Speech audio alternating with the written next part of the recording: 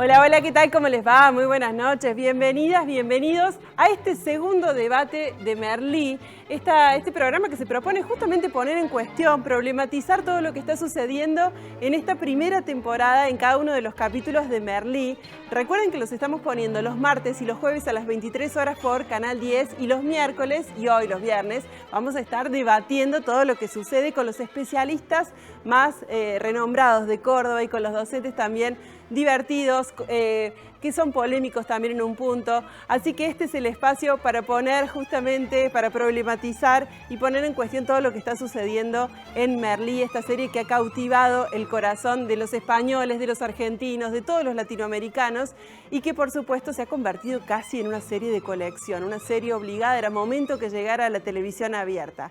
Hoy tenemos un programón, vamos a estar debatiendo acerca de lo que ocurrió ayer en este segundo capítulo y para eso está con nosotros Janet Saltanovich. Ella es psicopedagoga, ella también es vicerrectora del Colegio Juan Mantovani. Está con nosotros Darío Sandroni para ayudarnos a pensar los temas de filosofía, es uno de los filósofos más renombrados del momento. Hoy todo el mundo quiere una nota con Darío, todo el mundo quiere saber qué piensa de los temas más importantes que nos convocan. Y hablando de filosofía también, está con nosotros Amiel Gorosito.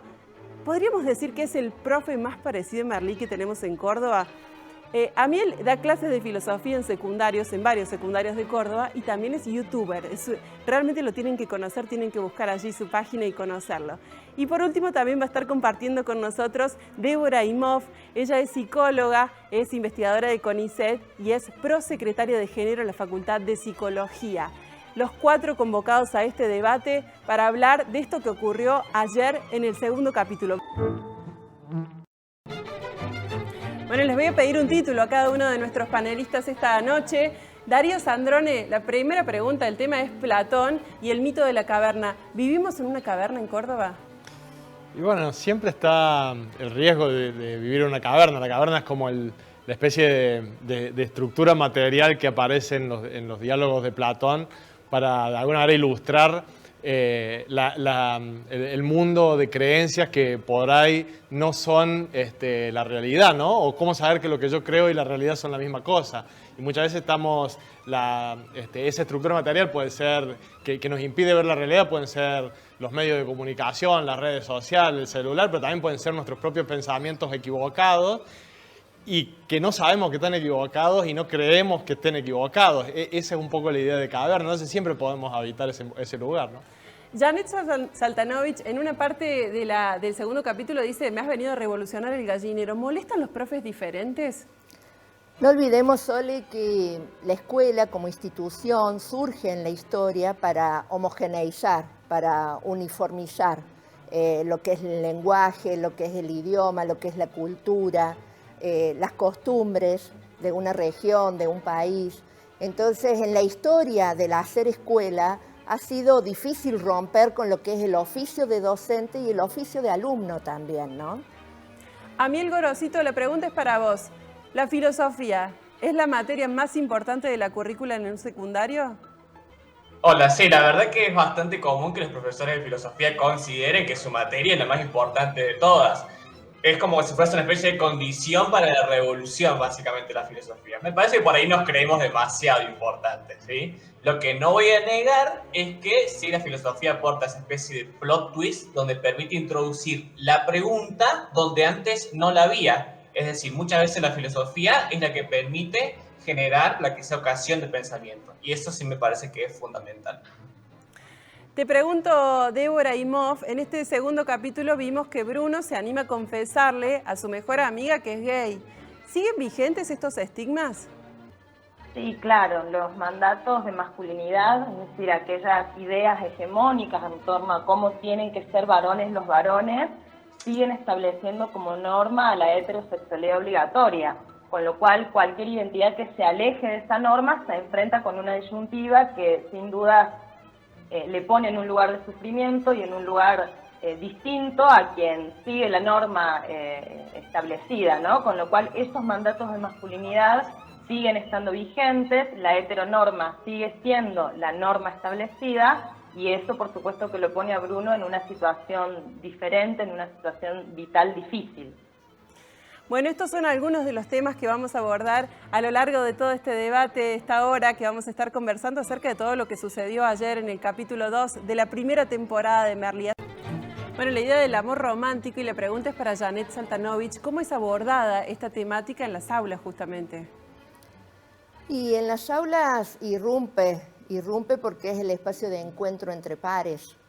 Y depende del lugar que deje cada docente, digamos, en donde esto se puede conversar. Pero también hay algo del orden de la intimidad, que casualmente en estos tiempos, digamos, se ve afectada por el tema de la pandemia, de la intimidad en esos vínculos entre los adolescentes, entre los y las jóvenes, que debe suceder y que sucede, porque la escuela es el lugar de reunión de los pares.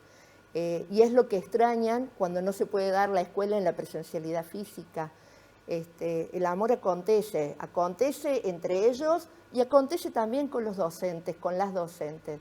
Los estudiantes, las estudiantes también se enamoran de los docentes y de las docentes, también logran enamorarse del conocimiento. Y eso es algo que la serie de Merli ha logrado mostrarnos, digamos, cómo la pasión por el conocimiento genera un gusto por aprender. Y esa es una de las funciones de la escuela, ¿no? El aprendizaje no siempre es utilitario. El aprendizaje también puede ser placer, el conocimiento también es pasión. Y también hay un amor que se juega en ese vínculo con el conocimiento, ¿no? Amiel, nos dice Janet que justamente en la serie se refleja eso, ¿no? El amor que tiene o que les presenta Merli a sus estudiantes para que se enamoren justamente de la asignatura, de la filosofía. ¿Cómo lo vivís vos con tus alumnos en el aula? Al amor romántico, por un lado, a esta idea de los vínculos entre ellos, entre pares, y al amor que sienten por tu materia. ¿Cómo haces para enamorarlos? Bueno, en general, bueno, teniendo en cuenta esta doble pregunta que me hiciste, por un lado, la idea del amor romántico es algo que siempre me gusta poner en tensión y poner a discutir. De hecho, siempre está en el programa, ni bien arranco la materia, a discutir sobre el banquete, ¿sí? Que es el libro precisamente que Merli le trae a colación a los chicos y que le regala a Bruno al final del capítulo, donde le dice que hay distintas formas de amar, ¿sí? Ahí precisamente vamos a poder encontrar un relato que habla acerca de la media naranja, esta idea que se ha instalado en nosotros de que necesitamos a alguien de que nos complete. Y a partir de eso, bueno, vamos viendo cuáles son las construcciones que tenemos sobre lo que es amar, sobre lo que significa amar. Yo particularmente considero que, bueno, tengo una visión bastante pesimista, donde, bueno, el amor va a implicar sufrimiento y va a implicar una negociación porque uno pone vulneraciones y afecciones en una persona que ama o personas, si uno le pinta el poliamor, pero bueno, la cuestión es que la forma de resolver esas cosas hay que hacerlo de una manera no violenta. Eso me parece que es de lo que se trata, ¿sí? Cómo resolvemos las heridas, las afecciones, las vulneraciones propias de las lógicas amorosas, básicamente. Hay una parte del capítulo donde Berta le dice a Paul que está embarazada, o por lo menos se lo hace creer. Bueno, me interesa particularmente tu visión, Débora, en este tema, en esta escena, y cuál es tu análisis respecto de este engaño, de este hacerle creer a su pareja que podría estar embarazada. ¿Cómo se manejan estos temas y esos vínculos?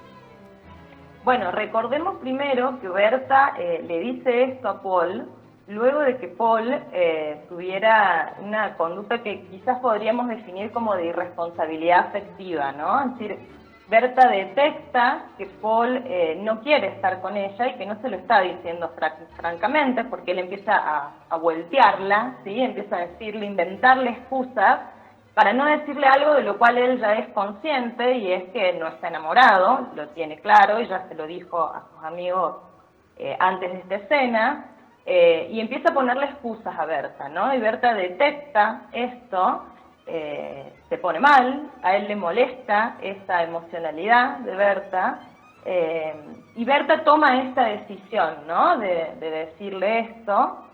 Me parece que lo que hay que poder comprender es que los vínculos sexoafectivos, que a veces toman la forma del amor y a veces no, a veces toman otra forma, son una relación social, ¿sí? Como vínculos son relación, y al ser una relación hay elementos del poder puestos en juego ahí, y hay elementos de las relaciones de género puestas en juego ahí, ¿sí? De hecho, hay un fenómeno que hoy se problematiza mucho desde el campo de los feminismos, que es el fantasmeo o el gosteo, ¿no? Es esta cuestión de no poder hacerme cargo de lo que me está pasando con la otra persona y entonces decidir desaparecer sin dar explicaciones. Los feminismos van a plantear, como allí estamos ¿Fantasmeo hablando se llama?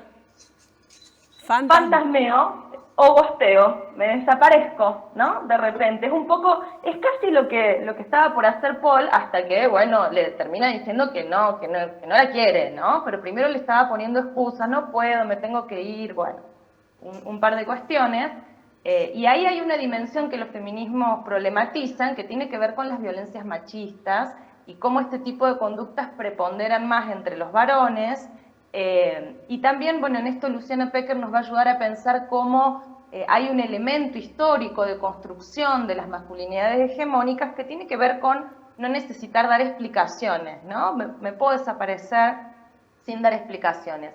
Este contexto me parece importante porque es ese contexto de una violentación, de una irresponsabilidad afectiva, ¿no?, por parte de Paul, lo que la lleva a Berta a tomar esta decisión de mentirle, que de a ratos pareciera que es una decisión que va orientada a un chantaje emocional como para mantenerlo en la relación, pero en otros momentos también parece que es casi una revancha, ¿no? Hacia el final del capítulo, de hecho ellos tienen una discusión sobre esto, cuando Paul descubre, spoiler alert, descubre que no es cierto, y ella le plantea, ¿no?, que bueno, que él primero ejerció una conducta no ética con ella, una conducta que no estaba buena, la puso a sufrir y ella decidió ponerlo a sufrir a él también, y entonces él le dice, bueno, pero no podés comparar.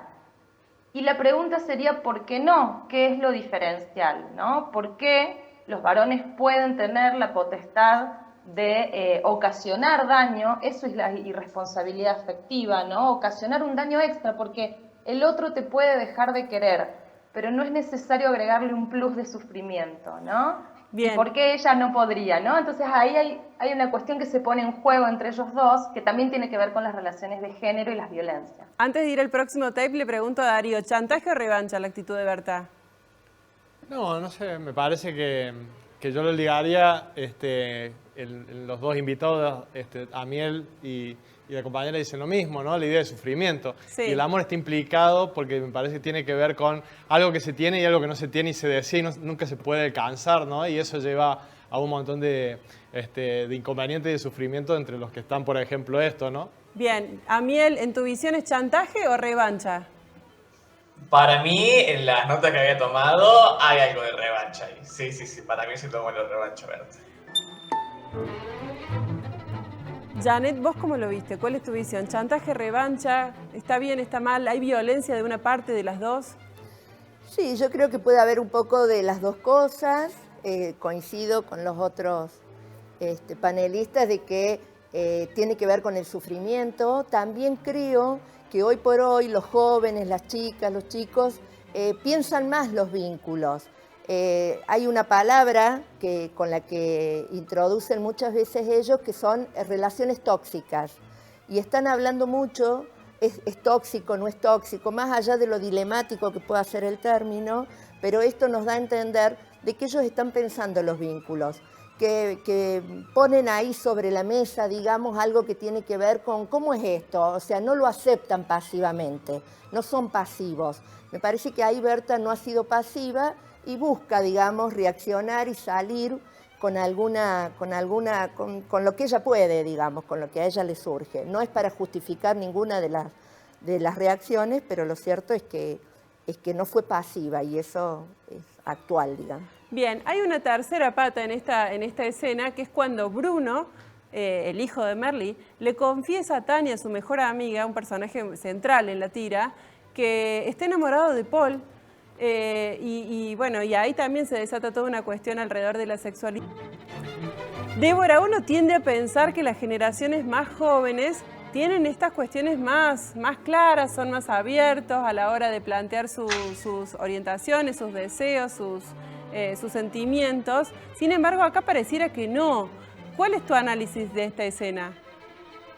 Lo que pasa es que ha habido mucho avance con relación a la problematización de estos aspectos, la ganancia de derechos de las personas con identidades disidentes, pero lo cierto es que lo hegemónico, lo dominante, el molde en el cual nos socializamos sigue siendo heteronormativo.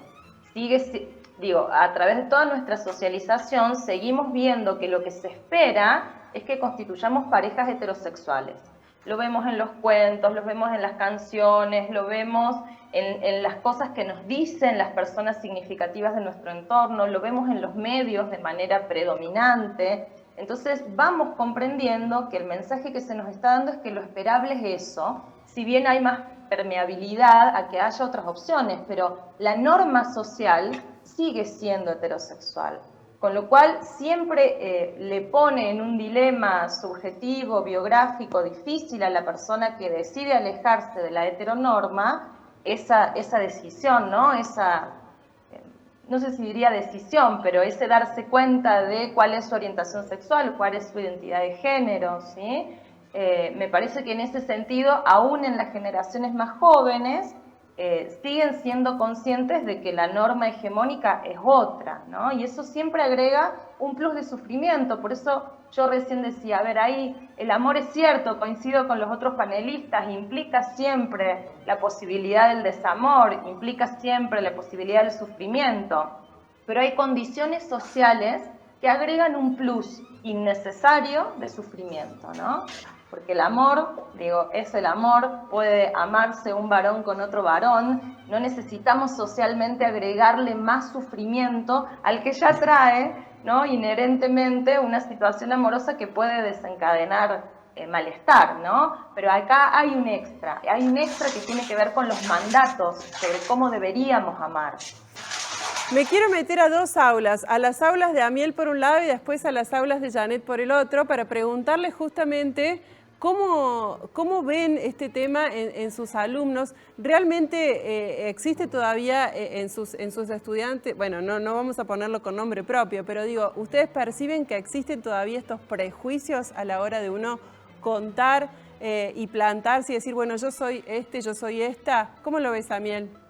Sí, yo creo que aún siguen existiendo esos prejuicios y esos mandatos porque precisamente como dice Débora, es interesante ver que siempre son las sexualidades no heterosexuales las que tienen la necesidad de confesarse, digamos, y uno puede preguntarse, bueno, ¿por qué esta necesidad? Precisamente porque se está presuponiendo todo el tiempo de que el otro que me está rodeando es heterosexual. Y eso es una forma de violencia atroz. Es una forma de violencia atroz porque básicamente las personas van a tratar de cuidarse precisamente de no demostrar algo que vaya en contra de ese presupuesto, ¿sí? A mí lo que me pasa particularmente en mis aulas es que, bueno, yo lo que noto es una diferencia muy clara entre lo que es Córdoba Capital, donde sí veo que hay cierto avance, donde los chicos que tienen una expresión de género un poco más feminizada o chicas que tienen expresiones de género más masculinizadas, no tienen problema en pintarse las uñas, en mostrarse de otras formas no hegemónicas, y en cambio en los colegios del interior está como todavía más complicado ese asunto, ¿sí? Como que cuesta muchísimo más que los chicos puedan aprender a respetar las diferencias. ¿Nos podemos meter un ratito en tu aula, Janet? ¿Cómo se vive? ¿Cómo ves que lo viven los adolescentes a esto? Mira, yo creo que sí, que una cosa es la teoría y otra cosa es la realidad. Coincido con el compañero cuando habla de que hoy hay está más naturalizado un varón pintarse las uñas y algunos de estos aspectos físicos, pero cuando a la hora de conversar y de transparentar, digamos, ciertas decisiones que son más íntimas, la complejidad sigue siendo lo mismo, porque además, y lo relaciono con la primera pregunta que vos me hacías en relación a si este docente es diferente y cómo lo toman los otros docentes. Y yo digo, vivimos en una sociedad en donde lo diferente sigue siendo esto de lo heteronormativo, digamos, sigue siendo extraño y sigue siendo difícil de metabolizar. Y la sociedad ingresa a la escuela y en la escuela pasa exactamente lo mismo. Han pasado muchos años y muchos de estos temas están en conversaciones, están en teorías, teorías que a veces los mismos chicos y las chicas estudian, pero sin embargo a la hora de materializarlo en lo que es la intimidad de cada uno, la complejidad aparece y la dificultad para abordarlo aparece y siguen necesitando como este acompañamiento de parte de otros, ¿no? Piensa rápido, Darío Sandrone. No sé si se puede pedirle, es un filósofo. Piensa rápido, ¿sí? Sí, ¿qué cosa? Bien, perfecto. Piensa rápido. Me quedo con una frase que dijo Amiel Gorosito recién, cuando decía que ¿por qué siempre se tienen que confesar los que no son heterosexuales? ¿Por qué? Sí, yo creo que, y volviendo al tema de la caverna, ¿no? Me parece que es interesante lo que plantea tanto Amiel como Débora de cuáles son los mecanismos sociales que llevan a que, por ejemplo, alguien como Bruno se sienta totalmente encerrado, oprimido por un entorno social que no lo deja hacer ni de hacer lo que desea, ¿no?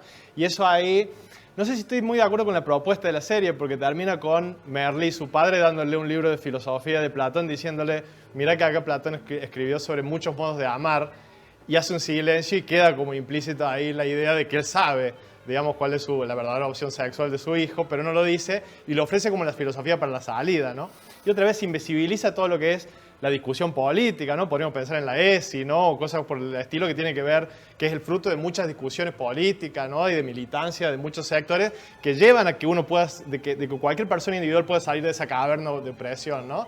Y que no tiene que ver muchas veces con la sola reflexión de uno filosóficamente, ¿no? Bien. Tenemos que hacer un nuevo corte aquí en Merlí, el debate. Tras la pausa nos vamos a meter más de lleno en el tema de Platón, que es el segundo filósofo que toman aquí en este capítulo. No se vayan, ya volvemos. Seguimos aquí en este debate de Merlí, de la serie catalana que nos ha puesto en jaque y nos ha hecho pensar un montón de cosas que a veces no venimos acostumbrados a hacerlo. Y en el capítulo 2, que es el que estamos analizando esta noche, hablan acerca de Platón y de sus ideas, lo presentan y se generan allí alrededor de eso un montón de situaciones que tienen que ver con la vida cotidiana de los estudiantes. Me voy a tomar la licencia de salirme un poquito de la serie de este capítulo 2 para preguntarle a Darío si hay mucha gente que mira la realidad a través de la pantalla. Sí, bueno, habría que decir también que el esquema platónico de pensar la realidad también ha ido perdiendo fuerza a lo largo de la historia de la filosofía, ¿no? No sé si hoy en día los filósofos y las filósofas piensan todavía en términos platónicos, ¿no? Que existe una realidad y existen muchas maneras de estar alejado de esa realidad y entonces el trabajo de la filosofía es despertarnos y hacernos conocer esa realidad. Por ahí no existe esa realidad, por ahí la realidad es construida y es construida en muchos niveles, de muchas maneras, individuales, colectivos, ¿no? En términos de clases sociales, en términos, digamos, de clases económicas. Entonces, la pregunta siempre es, ¿existe esa realidad que dice Platón que existe afuera de la cueva o no hay nada afuera de la cueva? Digamos, y ese sería como el punto, que me parece que hoy en día esa idea platónica perdió fuerza. Quedan platónicos y platónicas todavía, ¿no? Pero ya son uno más entre muchas otras maneras de pensar la realidad. Bien, para presentar el tema en la serie, Merlí les propone a los estudiantes, a los peripatéticos, participar de un concurso de literatura, presentarse en conjunto, pero firmando uno solo. Bueno, ahí aparece... Antes de irnos al tema, me recuerdo que nos decías, Darío, que Merlí se pone en complicidad todo el tiempo con los estudiantes, ¿no? Y ahí se ve claramente en esa escena cuando Paul le dice, recuérdame que te subo un punto en el examen, que es un par, lo considero un par. Quiero volver al tema de trabajar en equipo, Janet, de esta propuesta que va contra las normas para la escuela y para este grupo de estudiantes, pero que pone en tensión este trabajo individual versus el trabajo colectivo. ¿Cuál es tu mirada? Sí, lo interesante en esto es que él busca todo el tiempo atravesar a los chicos con una experiencia, con una vivencia en la cual ellos se ponen en actividad, se ponen en juego y despierta pasión. Vos fíjate que allí parten de un silencio en donde nadie pensaba participar a lograr un trabajo colectivo, ¿no? Un trabajo colectivo que es lo que él todo el tiempo busca despertar, inclusive en esto de correr los rótulos que los chicos tienen, los lugares que ocupan en ese colectivo áulico, digamos, en ese grupo áulico, y generar una producción colectiva. y moverlos de esa apatía, por eso le dice lo que les dice, moverlos un poquito y despertar ese deseo. Él dice, logré 2 aprendizajes, el trabajo en equipo y la pasión por la escritura. Y la verdad que eso lo logra, en contraposición con lo que él como docente no logra con sus pares. Él con sus pares es individualista, él con sus pares no busca nuclear y formar equipo, pero sí lo genera con sus estudiantes. Y ese es un propósito en donde haciéndonos eco de lo como es peripatético, digamos, ¿no? De él caminar pensando, y él logra, él caminar zafando, transgrediendo algunas normas, logra que los jóvenes y las jóvenes puedan pensar y producir algo colectivamente. ¿Se logra eso en las aulas, Amiel? ¿Es fácil lograrlo? Sí, el trabajo colectivo, siempre que estén entusiasmados y que les motive los proyectos, los chicos se entusiasman, más que todo con lo que tiene que ver con la inclusión de las nuevas tecnologías y la posibilidad de integrar, bueno, en mi materia, la historia de la filosofía o los problemas filosóficos con producciones más actuales o con cosas que los interpelen. He logrado generar cosas muy, muy lindas.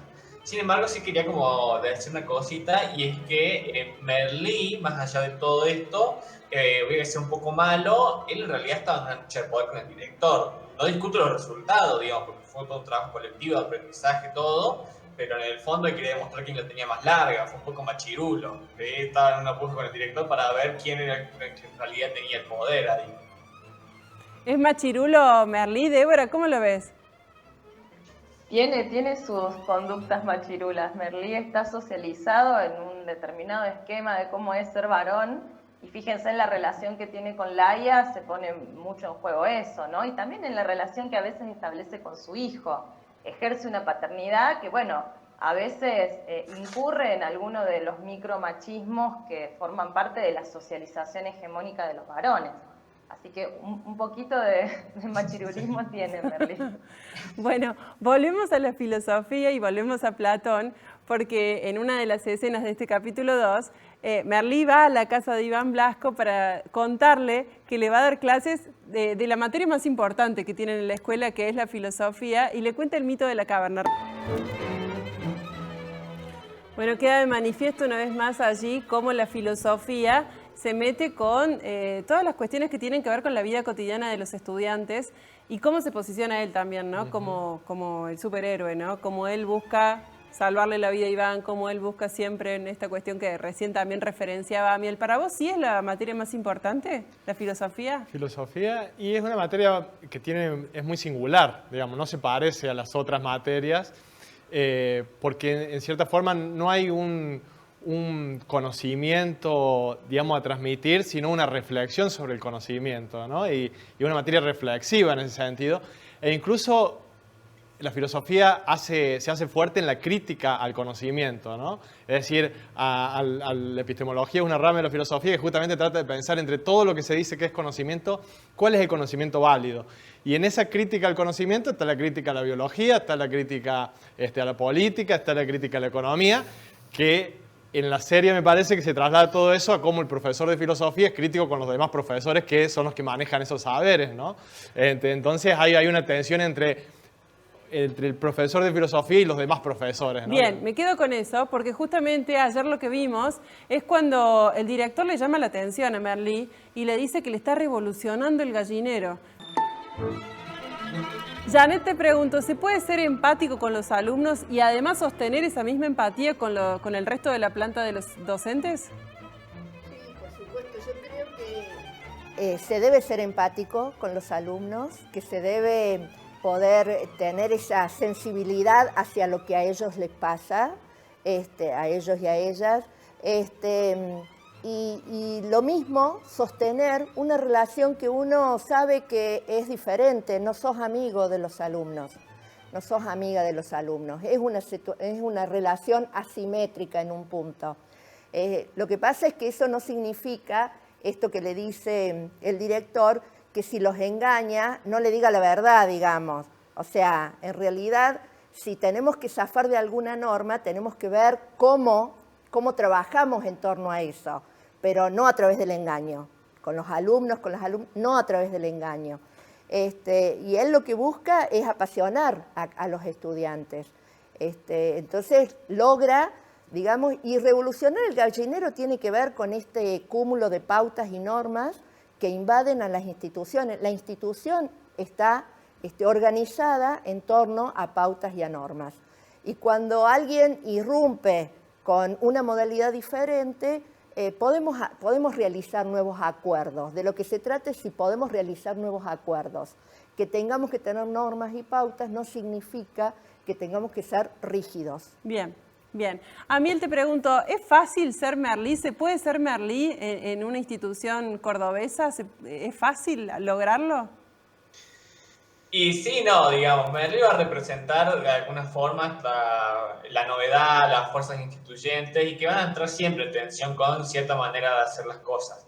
A mí me parece que lo que hay que hacer es entrar en diálogo, sin ir más lejos. Hace poco me ha pasado de que ha ocurrido precisamente un conflicto muy parecido en uno de los colegios de trabajo, donde hay esta disputa constante entre los nuevos profes que ingresan, entre la novedad que traen y los profes que ya están acostumbrados a trabajar de cierta manera.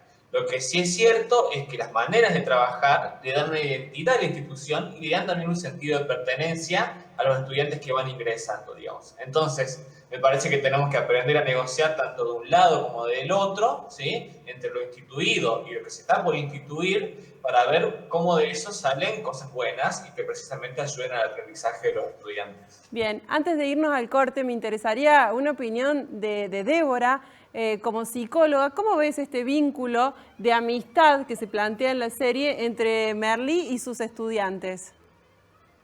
Yo coincido con Janet en que hay especificidades y la verdad es que Merlí sea amigo de sus estudiantes, ¿no? De hecho, él establece ciertos límites en el aula, regula la dinámica grupal, o sea, tiene un rol que es claramente diferencial. Creo que, bueno, allí el adultocentrismo a veces nos ciega algunos puntos de interlocución con las juventudes, porque siempre desde una mirada adultocéntrica realmente creemos que la experiencia juvenil es radicalmente distinta de la que tenemos los adultos y las adultas, y en un montón de puntos no lo es. En un montón de puntos estamos experienciando a veces las mismas cosas, a veces las mismas preguntas desde distintos lugares. Creo que salirnos a veces un poquito del lugar de sujeto supuesto saber, ¿no? De quienes ya estamos de vuelta, nos pone en un lugar más cercano con las juventudes, porque también reconoce que nosotros estamos aprendiendo, que los adultos y las adultas seguimos aprendiendo, nos seguimos preguntando, nos seguimos equivocando un montón, y eso sin duda que nos acerca y que facilita esta empatía de la que hablábamos recién. Pero creo que él no es amigo de sus estudiantes, me parece que tiene otro rol y que va más emparentado a esto que planteaba Janet antes en torno a la especificidad, ¿no? Desde la cual nos estamos vinculando, de una asimetría que, bueno, puede adquirir distintas formas, ¿no? Y está bueno que nos podamos preguntar en nuestra interlocución de adultos y adultas con los jóvenes y las jóvenes, bueno, ¿qué se está poniendo en juego ahí? Y en qué punto podemos sentirnos iguales y en qué punto podemos sabernos diferentes. Hacemos el último corte aquí en Merlí, el debate. Después del corte, en el último bloque, vamos a ver un adelanto de lo que va a traer el próximo capítulo y seguimos, por supuesto, debatiendo. No se vayan, ya volvemos. Seguimos debatiendo aquí en este programa que justamente pone en tensión todo lo que sucede en Merlí, en este segundo capítulo de Merlí. Y una cosa que aparece aquí en esta escena que recién compartíamos con ustedes es justamente una clase casi como de monogamia que le da el hijo al padre. Pero también me interesa problematizar con Débora esta cuestión que plantea Merlí acerca de la relación con Laia y que que el problema en realidad es de Laia, que si ella no habla con su novio y le dice que está teniendo una relación con un tercero, es un problema de ella. ¿Hay algo de machismo ahí, Débora? ¿Cómo lo ves? En realidad creo que lo que hay que poder problematizar es la cultura monogámica en sí. Parte de cómo nos enseñan a amar, de cuáles son los mandatos en torno a cómo deberíamos amar, es que deberíamos hacerlo en el marco de relaciones exclusivas.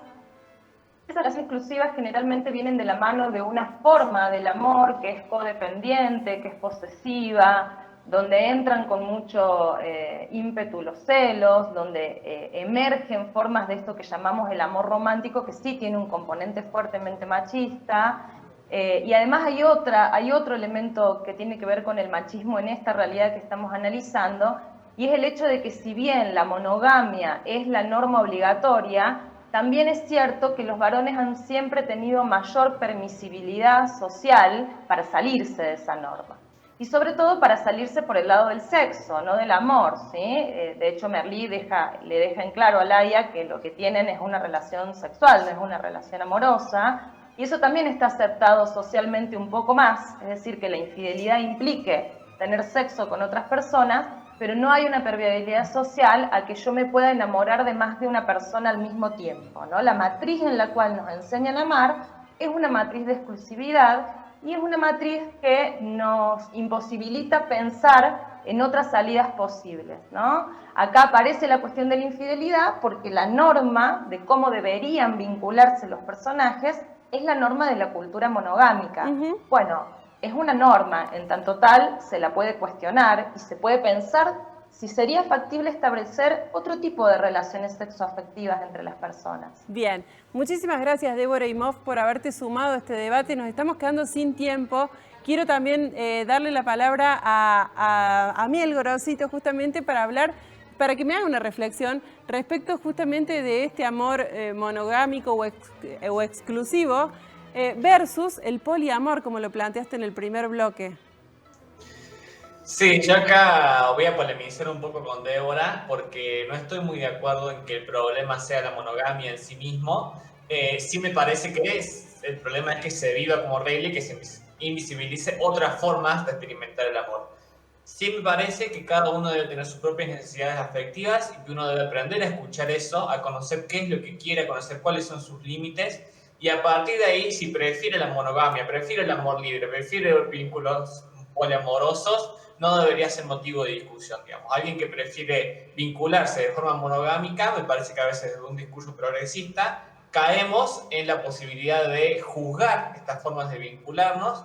No estoy en desacuerdo con que sea una manera hegemónica que a veces invisibiliza y que muchas veces representa privilegios para el varón. Eso es cierto, pero sí también entiendo que debería poder ser una forma válida de amar como las otras maneras. Muchísimas gracias, Amiel Gorosito, por haberte sumado a este debate. Nos volvemos a encontrar en próximos debates seguramente. Vuelvo aquí al piso para pedirle una breve reflexión a Janet. El debate anterior lo cerramos preguntándole a cada uno de los panelistas qué cosas les habían hecho ruido de la serie, pero vos nos dijiste de entrada que te enamoraste de la serie. ¿Qué es lo principal que te deja, Janet, en 30 segundos? A mí me parece que es una serie en donde se problematiza la vida cotidiana de las escuelas, de los vínculos, de las relaciones y de las relaciones intergeneracionales. En la escena última que acabas de pasar, ese vínculo intergeneracional entre padre e hijo devuelve una imagen de mucho aprendizaje mutuo para ambos.